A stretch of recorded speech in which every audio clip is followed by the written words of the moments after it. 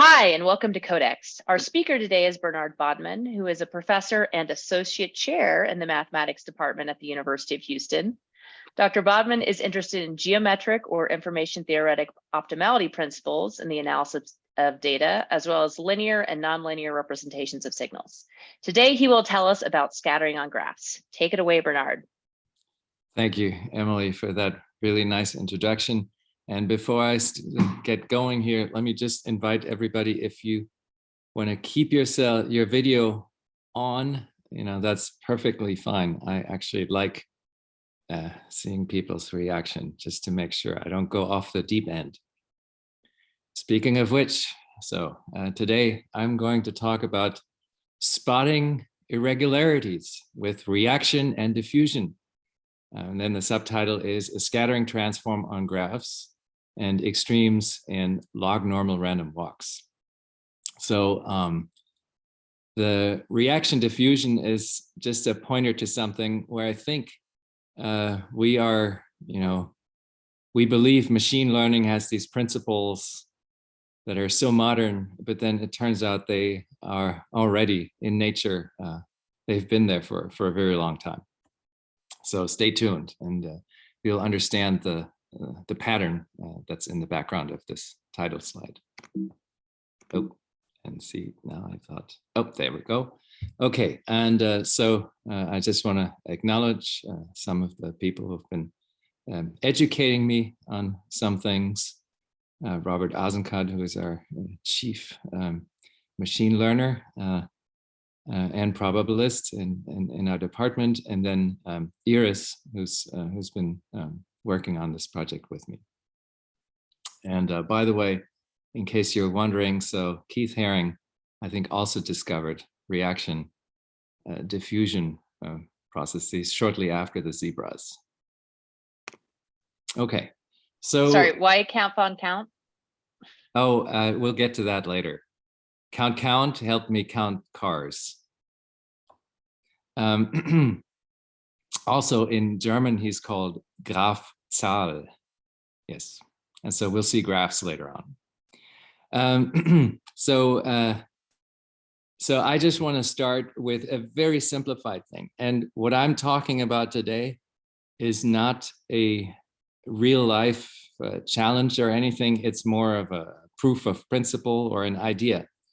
But I believe this idea can at least point us in a direction where I think there is some fruit to gather.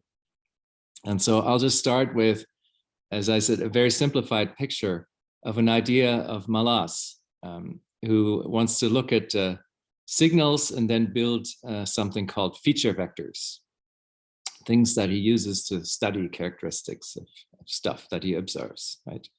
And in order to do that, he uses a composition or an iterative composition of two things.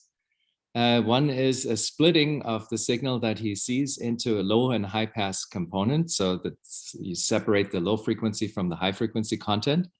And the second thing he uses is some type of nonlinear local, so a function that applies to the signal and maybe amplifies it or does something to it at every point separately. And so, for example, you take the absolute value of the function you see is one choice, but there can be many others of these typical, so nonlinear activation functions. And so then in this sort of schematic here, as you can see, you take this incoming signal, you split it into low and high pass components, then you apply this nonlinear piece, and then you iterate that. You split, apply nonlinear, etc. And the reason why he chose the low pass portion of this is so that when you wiggle things a little bit, then they still kind of look the same. But other than that, you generate some kind of a weird response to the signal in these different layers of what is called a network.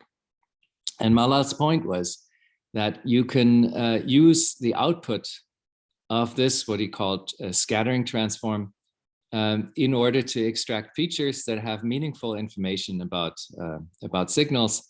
And he even challenged Yann LeCun saying, well, in a few years, with this non-adaptive thing, I will be at the same level of what you can do today. Unfortunately, he could not. So he has moved on since then. But I'm still convinced or thinking that even in this scattering transform 1.0, there's enough meat to explore. Okay, and so what better to illustrate this than to apply the scattering transform to Mallat himself? So on this picture here on the top left, you see that's a photo that someone took of him, and there's no copyright issues. So if everything works, and this picture will appear in the journal article. And then you apply a high pass to that picture. So then for example, the gradient of the forehead goes away. You rectify this high pass, so you apply absolute values.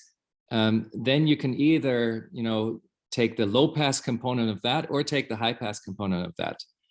So if you go down on the picture, you always do the low pass filter. If you go on the right, you take the high pass.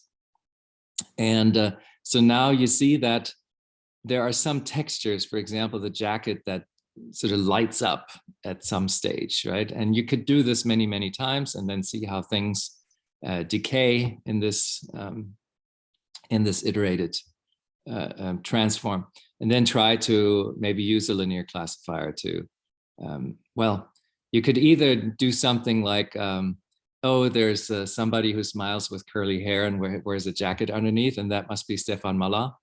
So you could classify one image by itself and say what it is, or you could perhaps look at components in the image themselves and say, okay, here's a jacket, or here's a nose, etc. Right?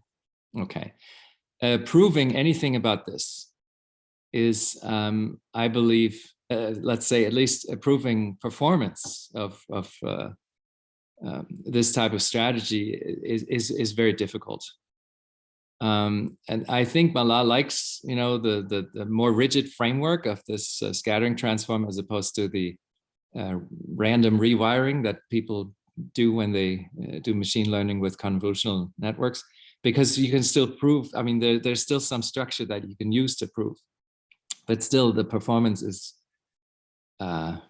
really hard to get a grasp on, because otherwise you could control it, right? Maybe otherwise you could design something that does truly better than Jan Le Cun.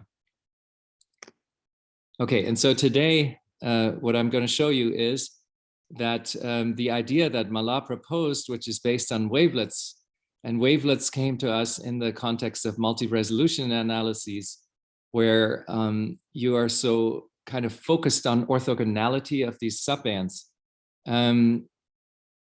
What we can do is we can relax this structure that led us to the wavelets a little bit, and do something that's essentially, I mean, very close to Mallat's idea, but then it works in a fashion according to a principle that generalizes to all sorts of different settings, and it has a lot of flexibility that we can use to tune the strategy that we're using here. Okay, and so just to go one slide back, so this picture here actually was, or the sequence of pictures was not produced with the Mallat type wavelet filter, or even isotropic wavelets or something like that. This here was constructed using the heat kernel on a graph, which is the grid underlying the image. Okay, and so the main point is that I don't need the orthogonality that led to the wavelet constructions. I can still have a type of a Pythagorean identity between subbands. I can combine this splitting into low and high frequency content with a nonlinear activation function. And then this type of strategy I can formulate in Euclidean space. And their translation invariance is something really nice, right? So it's translation covariance. But I can also do this on spaces with much less structure, for example, graphs. There are people who have worked on this stuff already. I mean, this is not a new thing. the idea of scattering transform on graphs. But I just want to inject there's a few insights that I think can help us in terms of controlling what happens. And so again, one of the things that I want to aim at towards the more towards the end is that we have freedom to choose what's driving this diffusion part, the heat kernel part, the splitting of the low and the high frequencies. And we can choose it in such a way that all of the nice properties that we have from the heat semigroup still survive, but we have freedom to adapt the splitting to the types of signals we're looking at. Okay, and then I will, in the second part of this talk, I will look at a application that motivated this, which is you look at traffic, so traffic intensity, and you can think of internet traffic or ordinary traffic driving by your house, right? And there I want to show you that using this strategy for generating these features with the diffusion semigroup and the quote unquote nonlinear piece, which is the reaction, the activation function, you can design it in such a way so that you can find anomalies in these observations of traffic counts. And so the main point there is, as I just said, is that we can use the freedom in choosing the heat kernel in order to shape the scattering transform to the data or to properties of the data that we know, or to priors that we have about the data.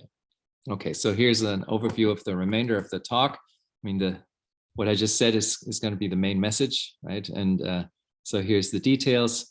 I'll just show you a very simple result in this context, which is how I can use the heat semigroup in order to get this type of Pythagorean identity between low and high pass components. Then from there, I'll show you how you control the norm decay in the layers of the network under this scattering transform, which is generally used as a justification for only looking at a small number of layers. Then I'll go to results that address, this norm decay business was for a general class of signals. But what if you know something more? What if you have a reference or something that in some sense has better regularity? Can you then improve the behavior of the norm in this network? And that is indeed the case. I'll end this theoretical part with showing that it also works in a statistical setting. So under certain assumptions on the signal, you can characterize the behavior of your network. Okay, and then finally, we'll see how this whole thing works when you throw it on some quote unquote real life data set. Okay, so the first thing that I'm going to talk about is probably at the core of what people call graph signal processing. So if you had a signal on a graph, and then, as I said, there's no natural notion of translation invariance that we have in the Euclidean spaces, and that we can use to start, developing ideas from harmonic analysis and such as, high and low pass filters. So if we're on a graph, we don't have that. So then, what do you want to use? Well, possibly a good substitute of the idea of the frequencies that we get from Fourier series and Fourier transform is you take the graph Laplacian, the different versions. So here I take a quadratic form that just measures the squares of the differences between values at points that are neighboring. And then I have a weight function that sort of sits on each edge, right? and says how close really these neighbors are. Okay, and using this Laplacian, I can define something called a semigroup. I exponentiate the Laplacian, and my choice is that the Laplacian is positive semi-definite, so that's why there's an e to the minus t times Laplacian on the bottom there. And so if you look at the very bottom, there's this t sub n plus 1, right? And that is just applying the heat semigroup to whatever you had before, and whatever you had before is put in absolute values. So if somebody gives you a signal, you take its absolute value, then you apply the heat semigroup to it. The thing on the top is something that acts, as I said earlier, so that would be more the high pass idea, right? So for example, if the Laplacian has an eigenvalue 0, which it does, if the constant functions are included in the L2 space here, so then it vanishes at 0. So this operator vanishes at 0 frequency, right? And so these two operators, the thing on the bottom, which is the heat semigroup, and the thing further up, which has that weird square root in it, they split into low and high frequency components. And so just to give you an example of what that would look like in the usual setting, where I have my standard Laplacian, let's say on the real line, is we have this low pass filter, right, which is in the frequency domain just multiplying with a Gaussian, and then we have the corresponding high pass filter, which has this dip at 0. And the reason why I'm not going all the way down to 0 is I want to avoid cusps. But it turns out, even with this type of setting, with a fairly simple-minded construction, I get a type of Pythagoras identity, which means the norm of the output of this S filter and the norm of the output of the T filter. So if I square those two, add them together, I get the norm of what I stuck in. Okay, and so this is not, as I said, this is not new. This has already been shown, and we could have adopted the proof verbatim from Zhu and Lehrmann from 2019 for this construction here. And then they also have a result on, if you iterate this procedure and you go through the low high pass, and then you apply the activation function, go low high again, and now you sum all the norm squares, would you get something that converges? And the answer is yes, because these norms, they decay like the terms in a geometric series. But there's something that's a little bit, well, that might still call for an improvement, and that is in this bound, you see there is a 2 over n in this parentheses down there, right? And as the size of the graph goes to infinity, then this geometric, so this exponential decay of the norm gets in a way worse and worse. And so it would be nice to have something that does not depend, at least explicitly, on the size of the graph. Okay, so that's something where we decided we might be able to do something. Then the stability in the context of graphs may be hard to say what that even is, right? So in Mallat's setting, I can wiggle the signal a little bit with a diffeomorphism. On a graph, how do you change the graph by just a little bit? So what they did was they studied, so Zhou and Lehrmann studied what happens when you change the weights by a little bit. And then it turns out, right, if none of the eigenvalues is equal to any other, right, then you have continuity on the change of the weights. Okay, and so I just want to show you that there's a very simple proof for this Pythagoras part, right, where you say, I stick in something and I want to make sure that none of the norm gets lost. it just comes from looking at the quadratic forms that correspond to these two operators. And as you can see here, the first one, the heat kernel, well, it stays the heat kernel, that's fine. But the second one, because it has the square root of this identity minus the heat kernel, right? Under squaring, the square root goes away, and you see these two terms here add to the identity. And so what that means is the low pass component squared plus the high pass component squared in norm, right? Sum to the norm of the signal squared. Okay, and so you do have Pythagoras. Although these two sub-bands, if you like, the outputs of S and of T, right, are not orthogonal. Okay. And so why use wavelets, right? I mean, if you don't need it,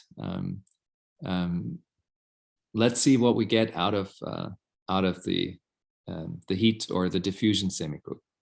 The advantage of, or maybe the this sort of freedom that we have, right, is that now we can choose. So these types of properties work for all sorts of different Laplacians, right? And the question is, which one do I want to work for me? Okay. So here is a property that I think is maybe not as widely appreciated or known outside of the probabilistic community. The heat semigroup or the diffusion semigroup is positivity preserving. So you stick in something that's positive, you get something out that's, well, at least non-negative, right? And actually you saw a little bit of that already in the picture with Mallat, because on the top row, I had rectified high pass, right? The first time I didn't say rectified. And the reason was, well, this thing was positive that you stick in there. And the heat semigroup, when you get something positive, it just, I mean, it produces again a positive signal. And so it turns out that there's a characterization of this positivity preserving nature in terms of the generator. And so this property is, if I, so look at the bottom row on the slide here, if I take the quadratic form associated with some operator and I remove absolute values from the function that I stick in, then the quadratic form, the value of the quadratic form can only go up. Maybe the easiest way to understand it is, you remember the quadratic form for the Laplacian had these differences in them that were then squared, right? And by the triangle inequality, if I absolute value each term in the difference, right, this thing can only go down. Okay. And so this funny property of the quadratic form of the generator is equivalent to the semigroup being positivity preserving. And so then what happens is that although this S sub t here in the middle is not the gradient, right? I mean, it's not related directly to the generator. It enjoys the same property. If I stick in something and I put absolute values around it, then the energy only goes down when I put the absolute values. Or in a, phrased in a positive way, I can get rid of absolute values at the cost of, increasing energy. But increasing energy is not such a big deal, right? Well, as long as I can control the ceiling. Yes, I see somebody has a question.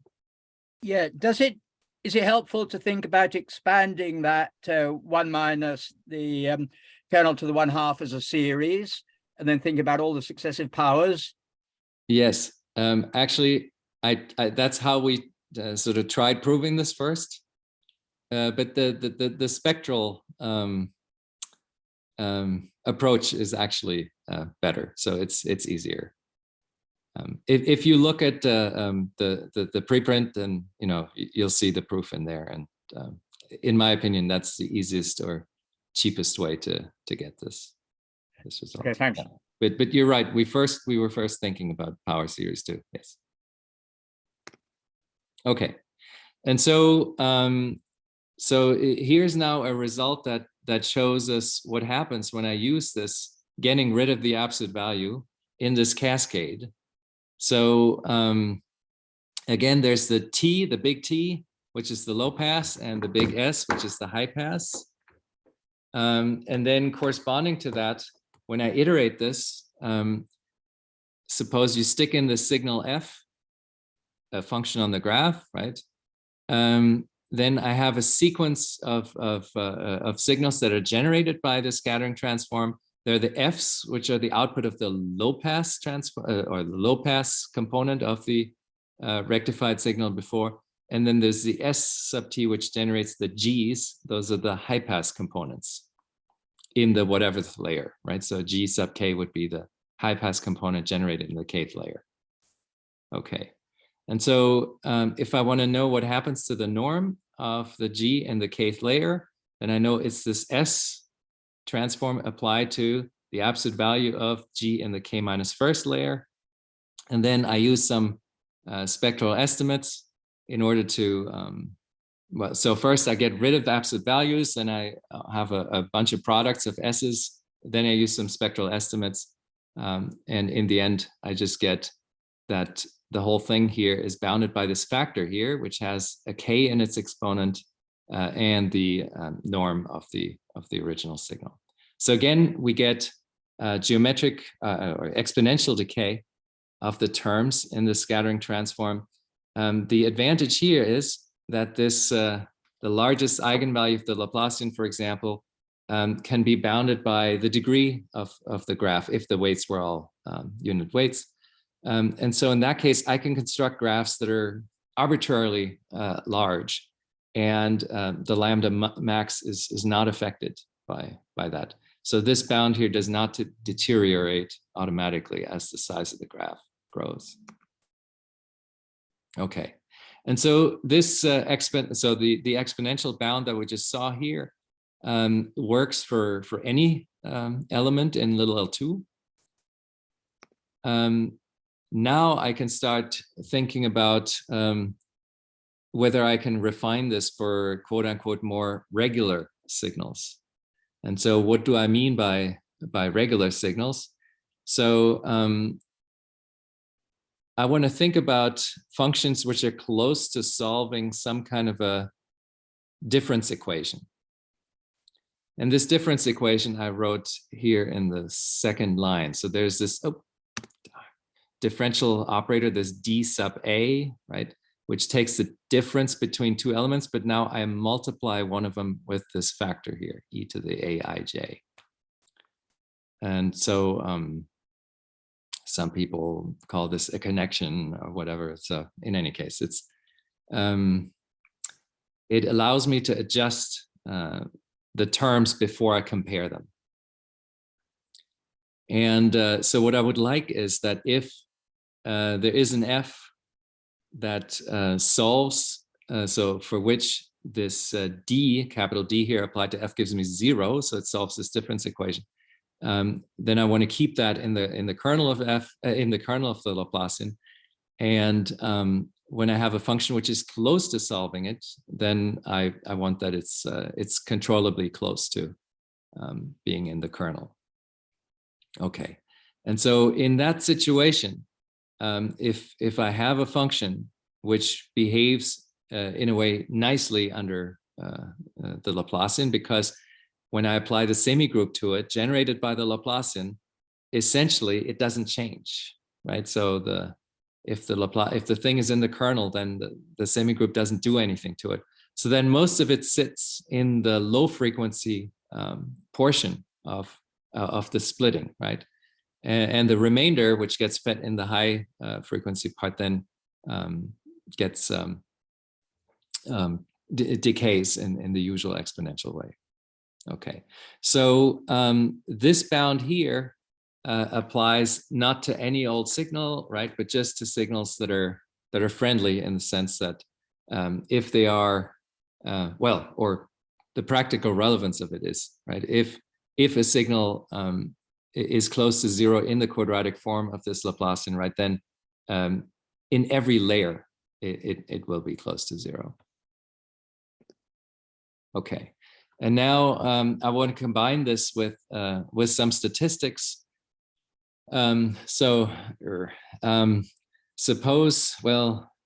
Suppose you have a graph that's just a linear graph, right? So 1, 2, 3, 4, 5, etc. up to n, and then there are standard examples in probability theory where you can think of a random walk indexed by the elements in the sequence here from 1 to n. And there's something called, so this would be like a discrete time analog of Brownian motion, maybe, right? There's also something that's the discrete time analog of geometric Brownian motion, which is where you put things in the exponent. And if you do that, then they're particularly nice stochastic processes when you think of them as being exponentiated, that behave in a, let's say, multiplicatively nice way, not in an additive way.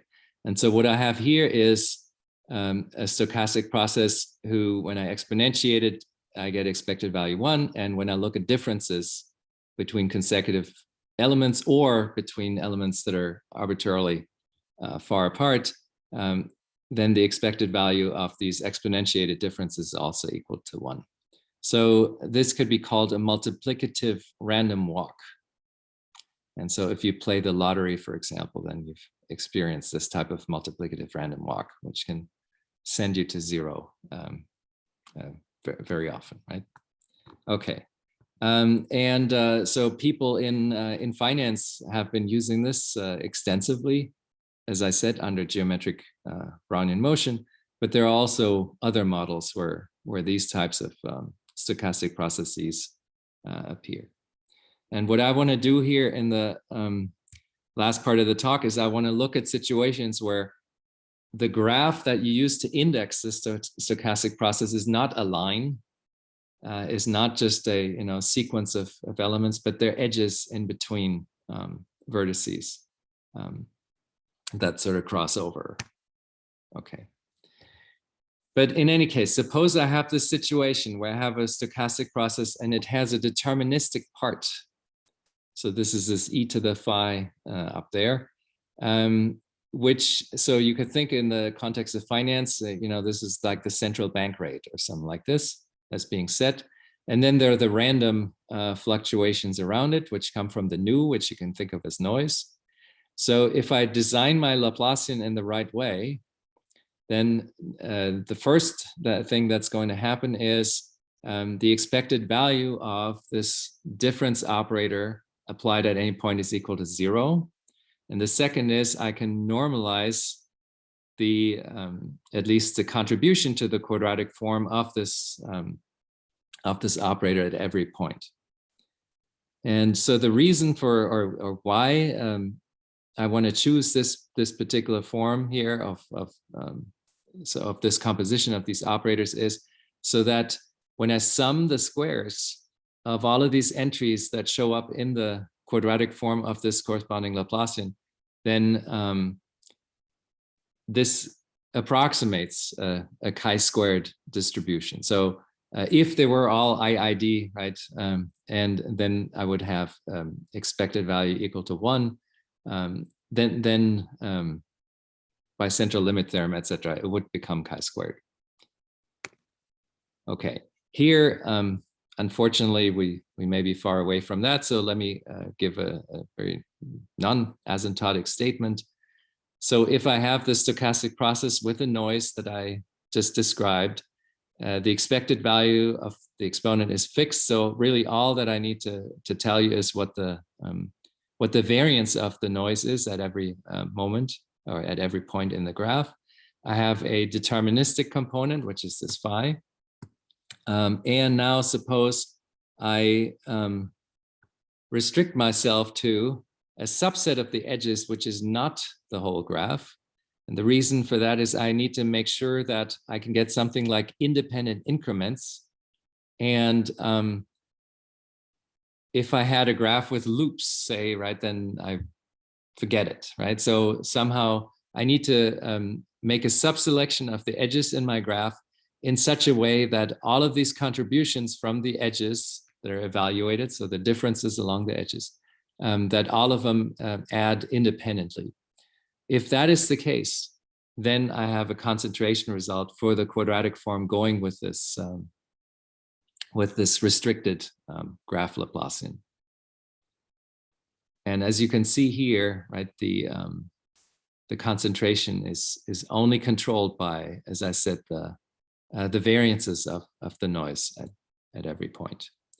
And then once I have that, this controls the quadratic form, right? Then I can use the previous result in order to propagate that down through the layers and get a bound on the probability that, in a sense, the energy in the individual layers of this network violate this upper bound. Okay. Right, now let me become a little more concrete and look at this application. Here's our friend Count. So we want to apply this this idea to detecting anomalies in traffic patterns. And so first, what is an anomaly? Well, it's just a rare event. Or what I mean by that, right, is I have a null hypothesis. I believe there's a model that describes something, and then I observe something happening. And if it's rare enough, based on the null hypothesis, then I say, oh, you know, this violates, or this seems to not come from the assumption that I've made. Okay, and so the data is actually very simple. There's a magnetic or some kind of a wire loop in the street, and it counts if there's a car going by. And you can do that at home too. There's a car going by, and then boom, the counter goes up by 1. Okay, very good. And then you do that over intervals that are 5 minutes long throughout the day. And you can do that for every day of the week, and you can do it for every week of the year, and then store that if you're in California, right? So then all of these traffic sensors are the data is stored in the central repository. And so here's a little challenge, right? If you see these plots show the traffic intensities, meaning the counts of, you know, how many cars went through such a sensor in a 5-minute window. And I have put Memorial Day Sunday on the left and Memorial Day Monday, which is a holiday, on the right. And so the challenge would be, just by looking at these counts, to be able to tell that you're looking at a holiday, you're looking at some anomalous traffic pattern, and not like, say, a weekend. Okay, so here's, you know, maybe slightly easier problem, right? So on the bottom right, you see this is the Tuesday after the Memorial Day weekend, and there people go to work and they come back from work. So the Tuesday pattern is easy because it has these peak times, right? But Sunday versus Monday is a different story. And so is there enough in the signals, is there enough structure that allows us to discriminate, to distinguish between a holiday and like a weekend, a relaxed weekend traffic? Okay. And so again, we looked at this. This was a challenge problem in one of the ATD program meetings, and we looked at it with a very simple idea at first and just did multivariate statistics. But it turns out when you try to estimate a covariance matrix and you don't have enough data, then you can just forget it. And so somehow you need to be able to model, you need to be able to reduce what you're dealing with until you have a chance. And so what we wanted to use there is the repetitivity of traffic patterns, right? So you try to match what happens one day, right, to what happens the same day of the next, the following week. Okay, and so there's an underlying graph, which is if I wanted to predict what happens at one instant in time, I could say either, oh, look 5 minutes before or 5 minutes afterwards, or, and this is perhaps an equally good idea, right? Go 1 week later or 1 week before and compare what you just observed with what happened then. And so the idea of points in time being neighboring, not just when they're following each other, but when they're spaced by something that you expect to be periodicity in the observed pattern, is what led us to consider this graph. And so as you can see, right, so there's day number 1, which could be a Monday, and then you go to 2, 3, 4, 5, right? And day number 8 again is a Monday. And so those two guys are close together. Okay, and if you put this all together in a yearly pattern, right, then you see this, the week winds around this donut. So every 24 hours, you repeat a day. And then after 7 days, you come back to where you were. And if the year had no surprises in it, then every week would look like every other week. Hey, Bernhard, Yes. how do you deal with Christmas landing on different days? Exactly. That's the whole point. You'll see. We'll get there.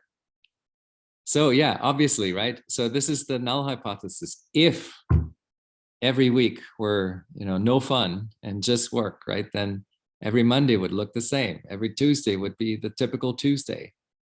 Okay. And so here's the model that we just had, right? So there's a deterministic part and there's a random part. This is just the null hypothesis, right? Every week is boring. Every Monday has an M and has sigmas that go with a nu.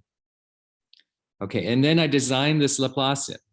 The Laplacian corrects for the trends from one moment to the next, and possibly when I compare between different weeks from 1 week to the next, because maybe school is out or something, right?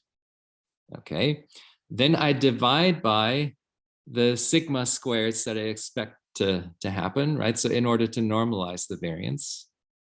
And, estimating first and second moments is probably still okay, right? If I look at the data. Okay, and then I have, so again, this here is this trend correction. Right, and then I have the result that when I use the machinery that I just designed, that under the null hypothesis, all of these terms adding up in the quadratic form of the Laplacian give me something that is approximately chi-squared distributed. So I don't want to argue about the identical distributed, but at least, they're independent and they have variance 1, right? And so under the null hypothesis, then the quadratic form of this funny Laplacian concentrates. And what that means is also the behavior of the scattering transform, the norm decay is controlled. And so if I see the norm decay being violated, then I can reject the null hypothesis with confidence. Okay, and so here you see it at work again. So, and I could have done this for Christmas as well. When we wrote the paper, it was close to Memorial Day. So here's Memorial Day Sunday, and then look at the Monday in the middle. So here is some place where this scattering transform kicks in. And it responds to something. And I'm not quite sure. So what it is, the blue line on the top, right? This is the actual traffic intensity that was fed into the scattering transform.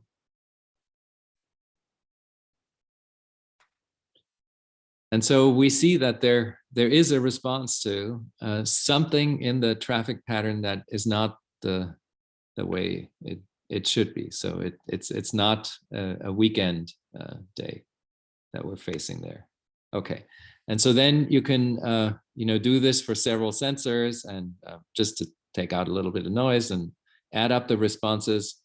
And what you see here is this scattering transform applied to those traces of the traffic, right, that go through the day in these 288 5-minute blocks.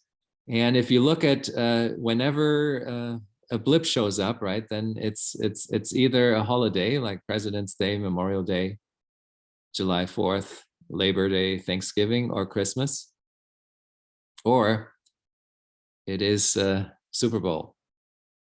So Super Bowl apparently is not a normal Sunday, which, yeah, this thing will teach you. Okay, and so I, yes, have reached 50-minute or close to the 50-minute limit. So I hope I've at least given you a taste that the idea of the scattering transform, when you combine it with some methods that allow you to modify things in it, so there's some freedom left, right, in choosing the Laplacian, say, it gives you a tool that allows you to extract these statistics, and you're not tied to picking a wavelet, and so then you can choose that, or you can use it, right, to improve performance, to customize it to things that you know about the signal, and I think that's useful, and probably we haven't exploited that as much as we could. The application here is sort of a proof of concept, and as I said, this was a challenge problem. They don't really tell you what the real life concern is that they have when they give these out in the ATD program. But I think what I find exciting here is that we may have a chance to take Mallat's idea and tune it and revisit the bet, perhaps. So parts of this thing can be learned, right? Maybe I want to have the overall architecture in accordance with Mallat's ideas, but then I want to have a piece of it that I can fine tune in order to get performance.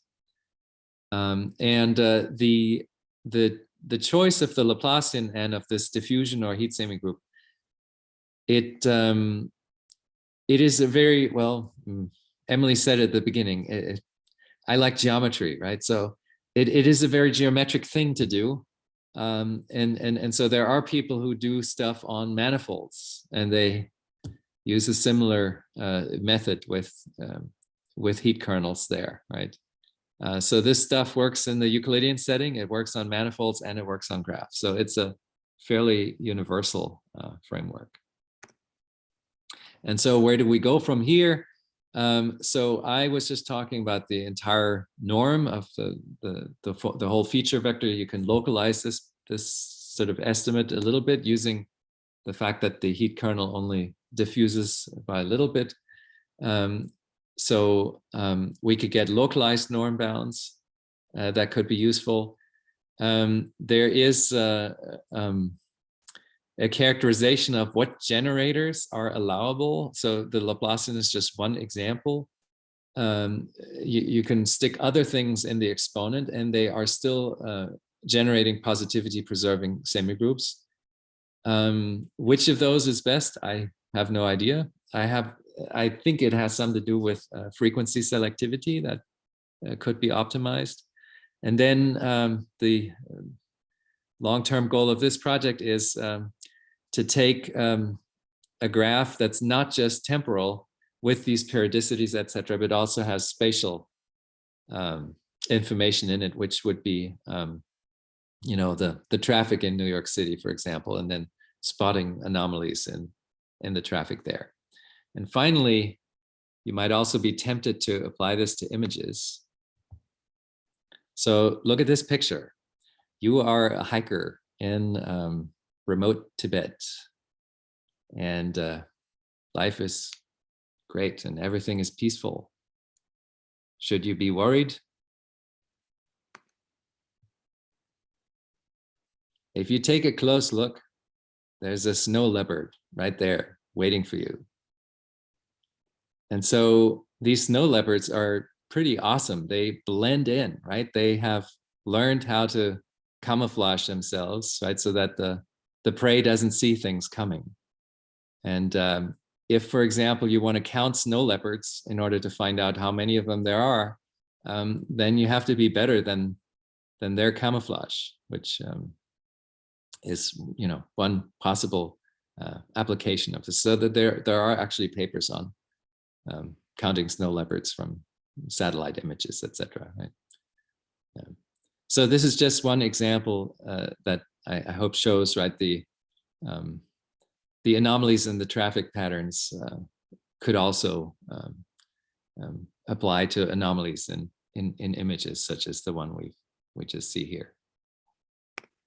Okay, and so I just wanted to put up some references. There's this preprint that gives maybe a more readable account of the ideas I just presented, and then a few references that relate to harmonic analysis on graphs and also the scattering transform on graphs. And I want to point out one paper in particular that I just found even as we were close to finishing our paper. So Helmut Bölschke and Philipp Gross and Thomas Wiatowski have looked at the behavior of the original Mallat scattering transform for regular functions, which means for cartoon-like functions, and they have also established similar, better decay properties of those functions in the scattering transform. So the idea of finding improved bounds also is not new, at least in the Euclidean setting. That has already been worked on by Helmut Bölschke and company. Okay, thanks very much for your attention.